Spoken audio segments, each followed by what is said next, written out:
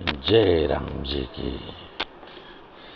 श्री वाल्मीकि रामायण अरण्य कांड 44वां सर्ग।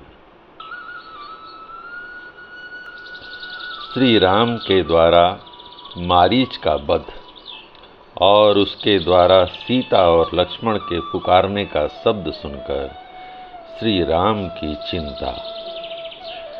लक्ष्मण को इस प्रकार आदेश देकर रघुकुल का आनंद बढ़ाने वाले महातेजस्वी श्री रामचंद्र जी ने सोने की मूठ वाली तलवार कमर में बांध ली।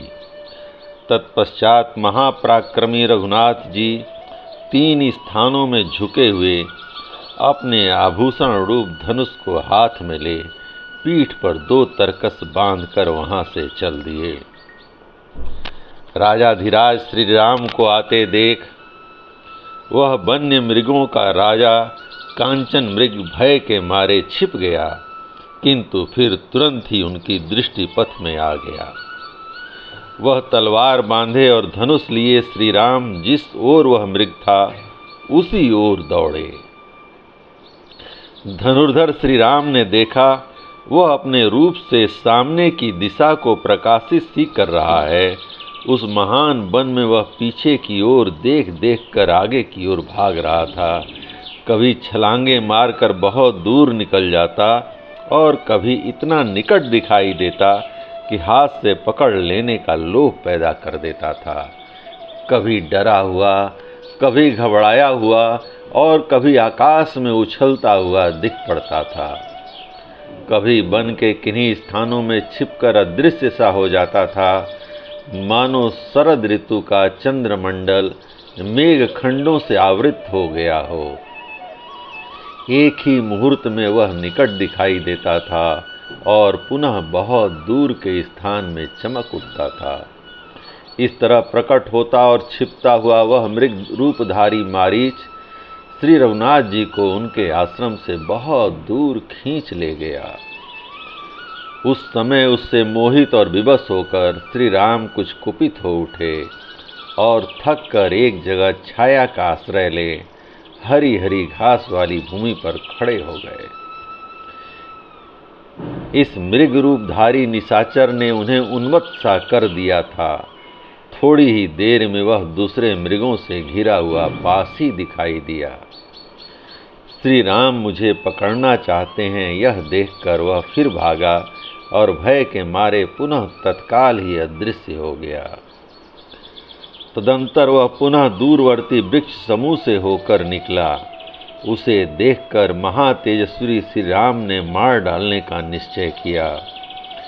तब वहां क्रोध में भरे हुए बलवान राघवेंद्र श्री राम ने तरकस से सूर्य की किरणों के समान तेजस्वी एक प्रज्वलित एवं शत्रु संहारक बाण निकालकर उसे अपने सुदृढ़ धनुष पर रखा और उस धनुष को जोर से खींचकर उस मृग को ही लक्ष्य करके फुफकारते हुए सर्प के समान सनसनाता हुआ वह प्रज्वलित एवं तेजस्वी बाण जिसे ब्रह्मा जी ने बनाया था छोड़ दिया।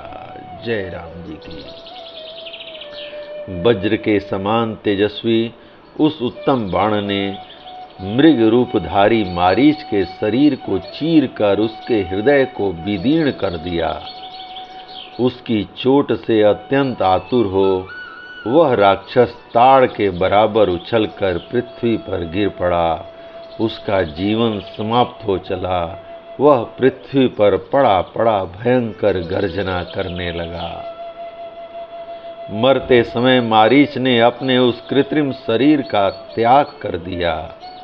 फिर रावण के वचन का स्मरण करके उस राक्षस ने सोचा किस उपाय से सीता लक्ष्मण को यहाँ भेज दे और सूने आश्रम से रावण उसे हर ले जाए। रावण के बताए हुए उपाय को काम में लाने का अवसर आ गया है।